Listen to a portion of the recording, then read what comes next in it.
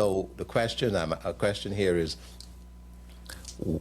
what can we do to normalize this conversation in specifically in the Black and people of color community, normalize the conversation around mental health and wellness, so that there's not that either resistance or sometimes even a stigma to say I need help or I need to Yes. see a therapist.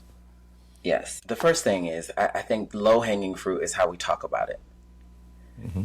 Because so often we talk about it in a way that perpetuates the stigma. We say things like, I'm not crazy. Or Hmm. we say things like, I'm not weak, or, the language that speaks to, I don't need this. When really, that's why I change the language and say mental and emotional wellness versus mental health or mental illness. Right? Because that tends Okay. to there's Okay. tends to be a connection to something has to be wrong with me in order for me to start this journey. Well, no, Right. it's just about our being well, right? So I'm very intentional about using that language because how you talk about something is oftentimes reflected in how you think about something.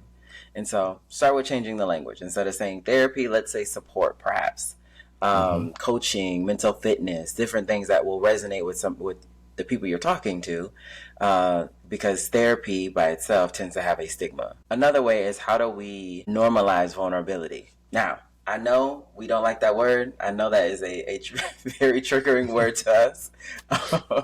But I think a part of that vulnerability, um, it helps foster the deep and meaningful relationships that we're looking for, that community that we're looking for. And it helps shift the culture to normalize that, to normalize, but also debunk this hustle culture, right?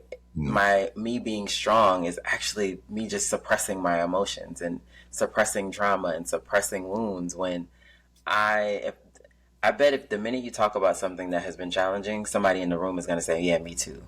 Hmm. That by That we're surprised itself, that we feel we're on our journey by ourselves, not realizing that people around us may be on the same journey. exactly. And let's offer that opportunity. And so, in the practice in public speaking and a part of my business, I call it healing out loud. Okay. Absolutely. And so those are a couple of ways that I think we can normalize it. Um, Starting young. How are we teaching young children emotional literacy, like naming feelings and talking about it from a place of strength rather than weakness, and highlighting Mm. support in a way that's it's helpful? Because I think a part of our resilience, as a people is community. We know Hmm. that. But the Right. challenge is sometimes it hits a plateau because we're only surface level. I find it interesting how you talk about just changing the word, right, from mental health to mental wellness, Hmm. and realizing that, and I think we know this subconsciously, but all the time we don't recognize it consciously, that words have meaning and some words have triggers. Hmm. So a professional term may be okay in the professional setting, but when you come to talk to people in real life in the communities, in the neighborhood, the churches, or like we're just talking here across the country, Hmm. those words that in the professional setting may have meaning and you're dealing with them as a professional, outside of there, they carry a trigger that you said somebody would say, well, I'm not crazy, so I don't need any mental health help.